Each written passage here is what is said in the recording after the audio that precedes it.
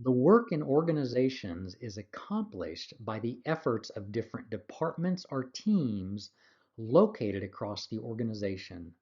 All of these teams having a unique and different expertise that is essential to the success of the business. Now, if these teams and the business are to be successful, these diverse expertise located in various areas of the organization must be combined and integrated. Creating this effective cross-functional collaboration is not only essential, but it is also difficult. Those businesses that are unsuccessful at cross-functional collaboration tend to have lots of busy activity, but little productivity. Every day for them is like running at full speed, but going nowhere. Those organizations that are successful working across functional boundaries, however, are productive instead of busy. They are not just completing tasks and fighting fires, they are actually adding value to the customer. In this video, we will explore 6 simple tips teams can use to create this cross-functional collaboration across these diverse but essential teams within the organization. Tip number 1, work as a single united team towards a common goal. Let's begin by looking at the problem. What is it that prevents teams from working as a single united team towards a common goal? Most teams within an organization are skilled at their job and work long, hard hours. These same teams, however, work as separate, independent teams. This means 2 things. First, it means these teams work to achieve goals and priorities unique to their team while neglecting the larger organizational goals and priorities that unite all of these different teams across the business. In other words, team goals and priorities tend to take precedent over those mission-critical goals and priorities of the business. The second thing that happens when teams tend to work as separate and independent teams is they tend to work without awareness of the impact their work has on other teams and the ability of those other teams to do their job successfully. To say that another way, these teams work in a way that neglect to consider their interdependence with other teams within the organization. When this happens, these different teams, instead of working in harmony, are working at cross purposes, and that hinders the ability of the organization to be successful. Now, with this understanding of the problem, let's look at a solution on how teams can operationalize tip number 1. If a business is to be successful, the teams across the organization must stop working as separate, independent, or siloed teams and begin working with 2 things in mind. They must begin working as a one team, as a single united team, and they must focus on accomplishing a common business goal, a shared goal that aligns and unites the daily work of all the different teams. Let's begin and talk briefly about this common business goal. I call this the golden thread of the organization. These business critical goals must supersede team goals. Now, for most organizations, these mission critical goals involve the external customer. The external customer is the reason you are in business. They are the reason that every team within the organization exists. What does the external customer consider of value? What are the external customers willing to pay for? That is the golden thread that unites the work of all of these teams. The second aspect is these teams need to understand their interdependence with the other teams in the organization by defining the ways their daily work will either help or hinder the ability of other teams to be successful. They do this by seeing themselves and others in a different way. They need to see themselves and others as internal suppliers and internal customers that are dependent upon each other for success.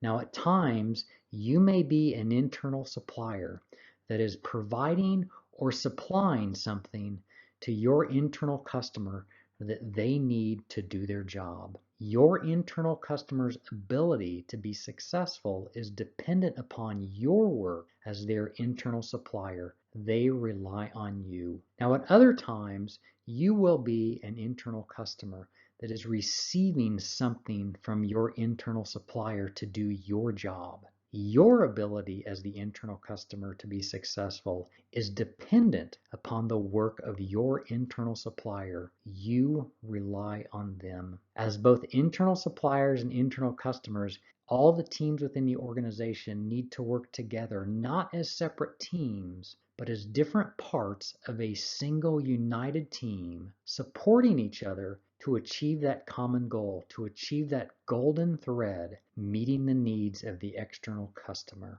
So let me summarize this.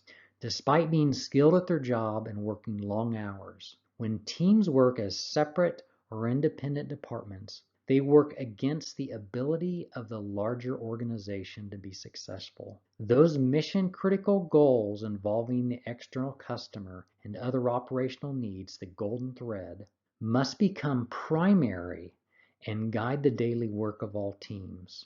The goals of individual teams or department, on the other hand, must become secondary. These different teams must also work as a single united team, supporting each other, dependent upon each other to achieve that uniting goal, the golden thread of the business. Tip number 2, know your internal customer's customer. Let's again begin with the problem. What is it that is preventing teams from knowing their internal customer's customer? Most teams, when in the role of internal supplier and providing their internal customer something that they need to do their job, see themselves as the expert on the needs of the internal customer. Now, because of this, they neglect a critical task. The internal suppliers are inattentive to the voice of the customer. They fail to ask their internal customer about their needs. They fail to understand the ways in which their work as an internal supplier impacts their internal customer. One of the common mistakes internal suppliers make is assuming that completing work quickly is more important to their internal customer than completing work correctly without errors and mistakes that cause delays, problems, and rework for the internal customer. And when internal suppliers have not listened and responded to the voice of their internal customer, no one, not the internal supplier, not the internal customer, and not the customer of the customer, is able to do their job successfully because they are all interdependent upon each other. Now, with this understanding of the problem, let's look at solutions teams can use to better understand the customer of their internal customer.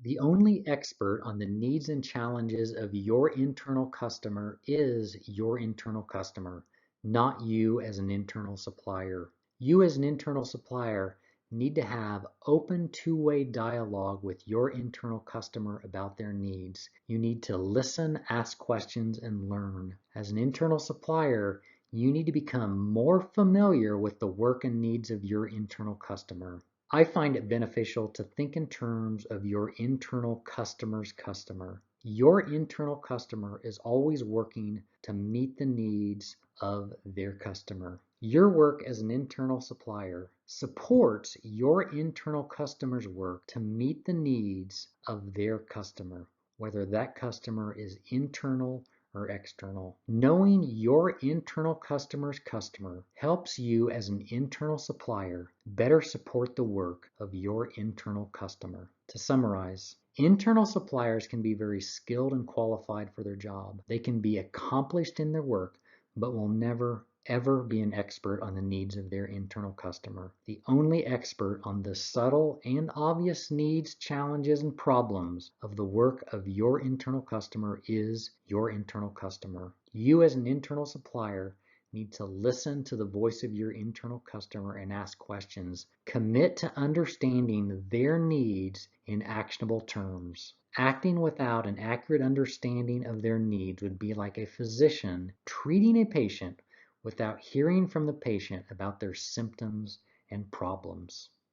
Tip number 3, define mutual expectations and agreements. Let's again begin with the the problem. What is it that prevents internal suppliers and internal customers from defining mutual expectations and agreements? Now, it's often thought that the internal supplier-internal customer relationship is a one-way relationship solely focused on the needs of the internal customers, but that is incorrect. If this is to be an effective and productive working relationship, it must be a two-way relationship with mutual expectations. Internal customers obviously expect their internal suppliers to support their daily work by supplying something they need to do their job.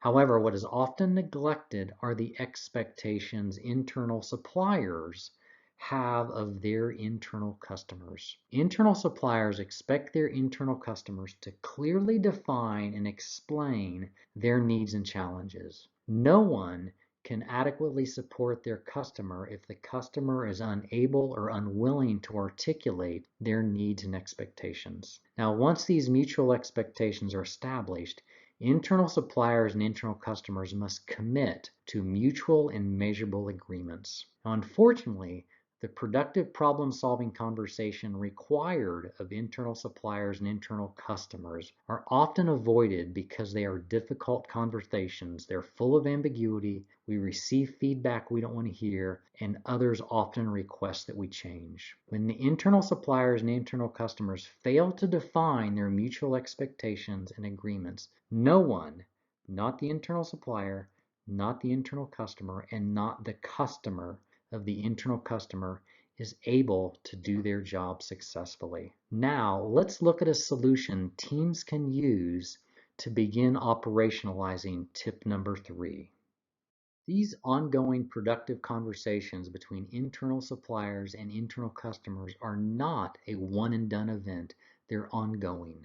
Initial expectations and agreements are set, and then ongoing feedback refreshes and refocuses these expectations and commitments based upon expected learning and changes. These conversations require an open mind and willingness to learn, both for the internal supplier and internal customer. They require the ability to admit shortcomings and change the way that teams work. These conversations involve 3 things. 1, the internal customer provides the internal supplier a clear and actionable understanding of their needs and expectations. Number 2, internal suppliers provide their internal customers a clear understanding of their needs and expectations of the internal customer.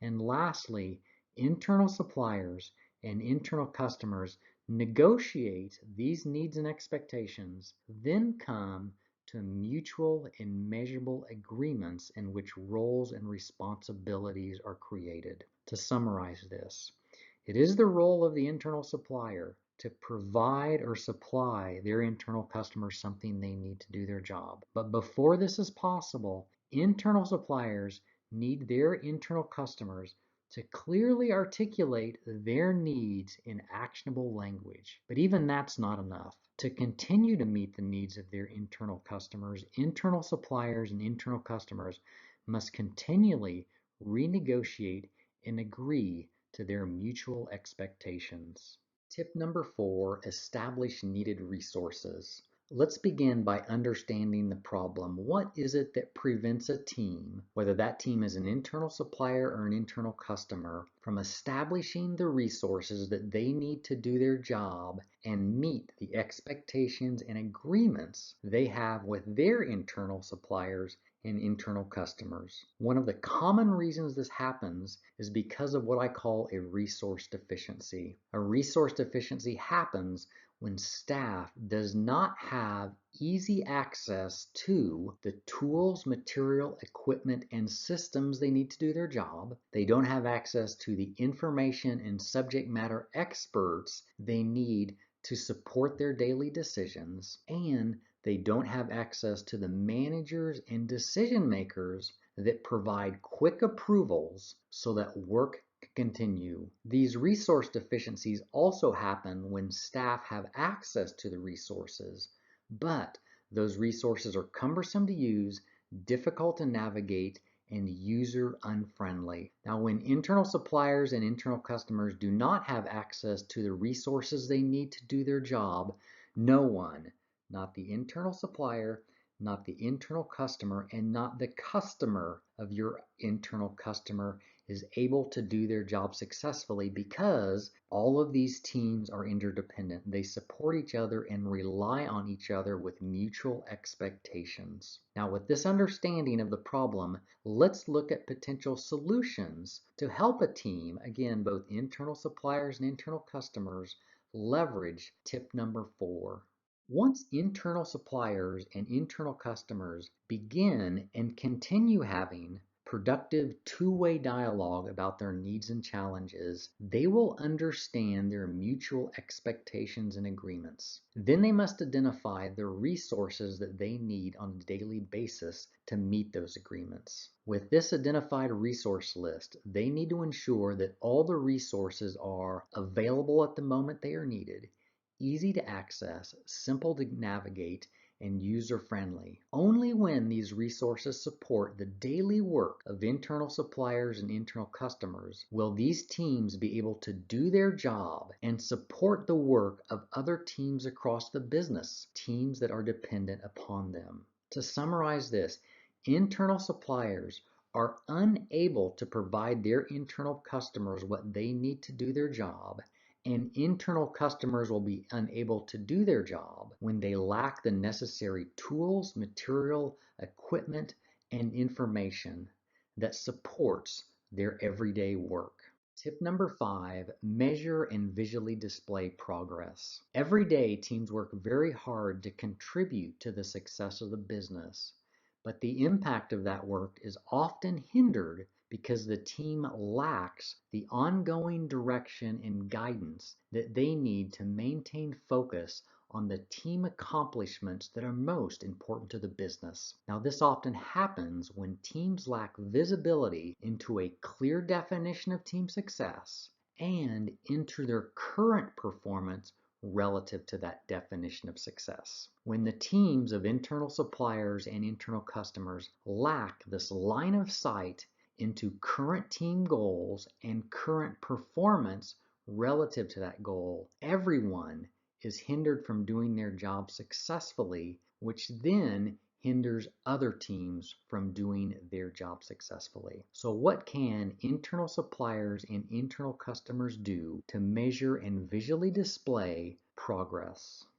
Internal suppliers and internal customers need to create simple visual boards posted for all team members to see. I call these self-guiding boards because they communicate two critical pieces of information. The first piece of information is a measurable definition of team success. This is the outcome the team is constantly working to achieve. The second piece of information is ongoing, usable feedback regarding their progress to achieving these measurable definitions of team success, that measurable outcome. These self-guiding boards will reveal gaps that can guide a team's daily work and their decision making. These simple, easy to understand boards continually communicate the team's desired destination and their current progress toward that destination or their progress towards achieving that desired outcome. To summarize this, internal suppliers and internal customers do have a tendency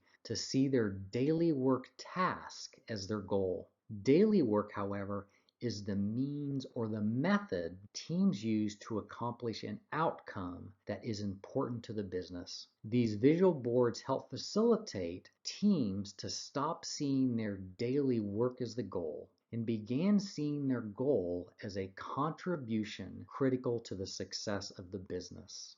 Tip number 6, avoid moving deck chairs. Since internal suppliers and internal customers tend to work as separate, independent, or siloed teams with different priorities and goals, they usually have difficulties working together effectively. When these problems arise, teams typically default to a few common but ineffective solutions. They typically have more meetings. They typically try to work more and harder. They will send people to training. They will see people as unmotivated, and they will add staff and resources. When these solutions are used, it is often because teams are unaware of the root cause of the inability of internal suppliers and internal customers to work together effectively. And I use word inability of them to work together, not unwillingness to work together effectively. Instead of focusing on the root cause, they focus on the symptoms of the problem. I call this moving the deck chairs because the ship is in distress and at risk for sinking, but the energies of the people are focused on irrelevant activities that just keep people busy and frustrated. So what can teams do to avoid focusing on the deck chairs when working to fix the problems and challenges inherent in the working relationship between internal suppliers and internal customers? Teams must look beyond and below the obvious visible symptoms to the root causes that are creating those symptoms. Two common symptoms that often distract management from building effective internal supplier, internal customer relationships are: one, conflict and blame between teams that often escalates and creates power struggles, and two, wasteful and unproductive work such as rework to correct mistakes because work was not done correctly the first time. Teams need to begin asking, what is causing the conflict? What is causing the rework? Once they understand that, they need to fix the root cause. To summarize, it is simply easier and faster to focus on the symptoms of the problem instead of the root cause. This may create a temporary improvement, but the problems will return. When teams have conflict, it does not mean that people cannot manage conflict. And when mistakes happen that cause rework, that does not mean people are lazy. These are signs, these are signals, these are indications that the process that internal suppliers and internal customers use to support each other and their mutual expectations and agreements is broken. Let's now summarize our 6 tips for building productive internal supplier and internal customer relationships. Tip number 1, work as a single united team towards a common goal. Both internal suppliers and internal customers need to stop working as separate teams with different priorities and begin working as one team, as a single united team focused on supporting each other to achieve the golden thread, the common goal that unites all of those teams, which is meeting the needs of the external customer. That is the reason the teams exist. Tip number 2, know your internal customer's customer. All teams need to understand the needs and challenges of their internal customer. By understanding the ways their internal customer meets the needs of their customer. Understand the needs of your internal's customer. Tip number 3, define mutual expectations and agreements. Internal suppliers and internal customers need to work with each other to clearly define mutual expectations and agreement so that roles, responsibilities, and accountabilities can be defined and established. Tip number 4, establish needed resources. If internal suppliers and internal customers are to meet the expectations and needs of their internal suppliers and internal customers, they need to have immediate access to user-friendly tools, materials, resources, systems, information, and expertise that support timely and accurate completion of their daily work. Tip number 5, measure and visually display progress. Internal suppliers and internal customers need to visually display progress by using self-directed boards, which allows them to stay focused on the team outcomes and tasks that are most important to their success, therefore the success of those other teams that are dependent upon them, and the success of the organization. And lastly, tip number 6, avoid moving the deck chairs. When teams work to fix team problems, they need to stop moving deck chairs. They need to stop focusing on symptoms. They need to address the root cause, that thing that is causing the problems, that is creating the symptoms. Stop moving the deck chairs. If you have any questions or would like to know more about building internal supplier and internal customer relationships, or think we may be able to help the teams across your organization work together more effectively, feel free to contact us at internalcustomers@outlook.com.